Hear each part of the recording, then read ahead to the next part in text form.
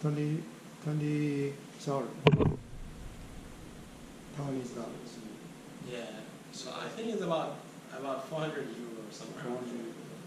Yeah, I think this is like about 85 euro or something. 85 euro. Yeah, it's really reasonably expensive. So you can imagine it does not appear to be that expensive, right? Yeah. Unfortunately, this was another project. So when they disassemble it, you just have the parts to use for something else. And what we want to do, what I would like you all to do, is to create an adapter board that will allow you to connect this together, right? So we'll use the PC board. We'll buy a smaller PC. So we use a smaller PC board, and we'll add the terminal blocks that can accept this, and then we can then control the stepper motors. Right? So let's learn how to read the. So everyone is at the screen. Let's learn how to read the. So usually in the first part of the machine, they tell you the generic information about the product, and you can see it says here it's a 1-quadrant digital controller for the control brushless DC meters, right? Up to 48 watts. So important information is this quadrant. Well, they want quadrant. Yeah. Anyway, so you have let me see.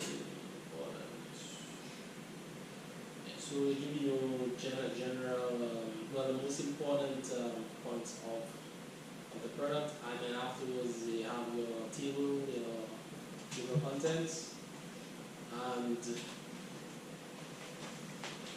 here it gives you some technical details, right? Oh, this is a lot, okay. It gives you some technical data, and very important, you should note the absolute maximum and minimum limits, right? So here it tells you its nominal supply voltage is plus 24 volts, and it says the absolute minimum supply is 8 volts, and the maximum is 28 VA. So notice this, that it's higher than the nominal, but usually you want to supply the nominal voltages. Yeah, otherwise you can damage your device. And that's no good, right? You break it, you buy it. It's joking, right? We're not really. Hey, so we have our inputs. Again, we need to note the voltages that our inputs accept. So you can see the values are very wide, right? The range, that is. So it accepts voltages from plus 24, plus 2.4 to up to 28. Right? So that means you can use a PLC to directly send signals to this board, right? Assuming that the PLC is taking 24 bits. And then we have other data that might be of use, like example, ambient temperature.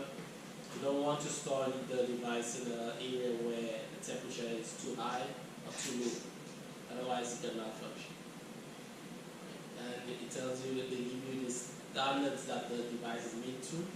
So you can see it's IEC, which is European, mostly European standards. And let's see what else we have. Pinouts.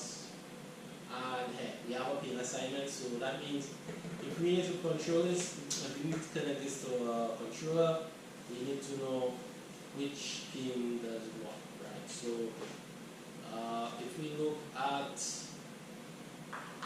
let's see this, the big strip.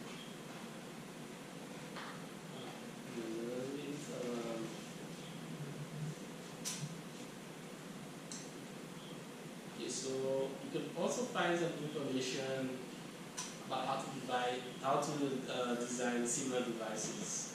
Like for example, they will tell you how they calculate this voltage and then give you an equation. And then sometimes it's useful in that if you want to design a similar device, you can use those data sheets as guides. Right? If you cannot find the actual like a textbook, you can use the data sheets to better understand how the device works. So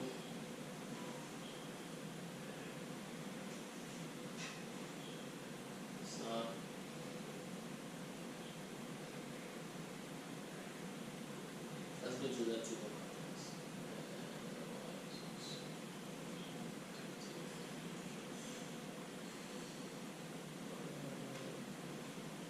Commission instructions. That's what you check. Yeah, I think that's it. I just wanted to show you how to read the data sheet. So if you want to use some products that that we don't have, right?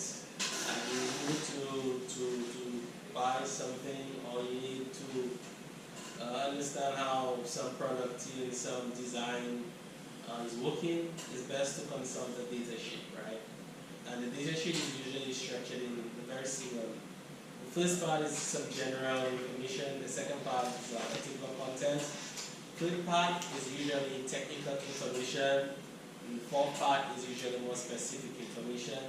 The fifth part is usually some maybe safety considerations. And the last part is usually some mechanical information like designs and stuff. Alright. Yeah, that's it.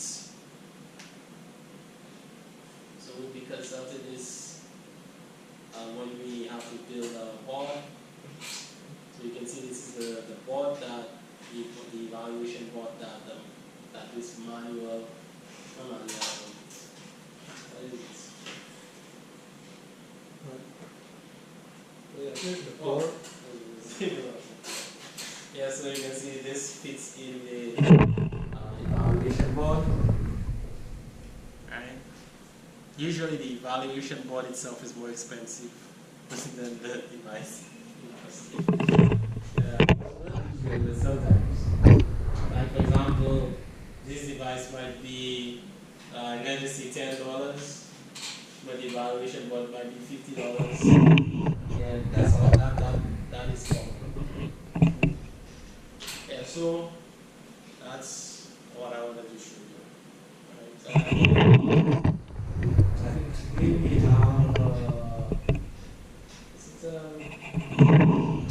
axis robots meeting that's at 1 o'clock. So about 1:20, 1:10, 1:20 will be. Otherwise, everyone else, that's it. Okay. Any question for today's training? Well, probably it was not a real training, just an introduction. I think you already know everything that you probably need to know, and the skill you may need for the design system. Yeah, so we need to create the boards for this. Apart from that though, yeah, that's all what we are going to be discussing today. Do you need us to help you to start everything again? Yeah, Okay.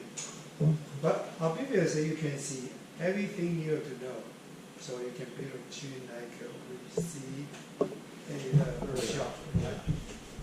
Yeah, I know it's looks a little bit complicated, and it sounds like there are so many tasks you are going to do. But things that you have a team, right? You have 2 or 3 people in one group, so you may assign 2 different tasks to different people, so everyone can share the workload.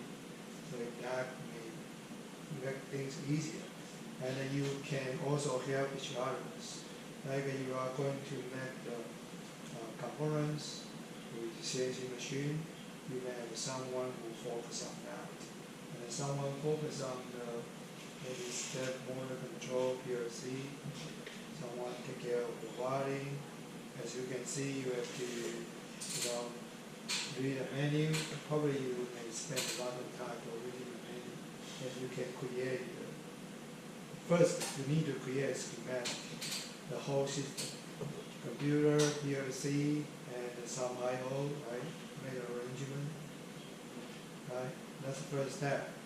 So you got all elements you need, right? Then you study some menu like Maria just showed you, right? So you use this menu, you got some wiring configurations. So you start to make a wiring diagram, and you start to use the tools to introduce to you today, and start to build the machine.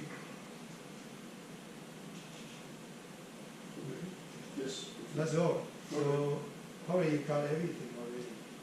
You don't by the way, tomorrow we are going to training for CNC machine. So you're welcome to join. In the morning. Yeah, in the morning. Originally this class was arranged in next Wednesday, but because my student Kevin, they are going to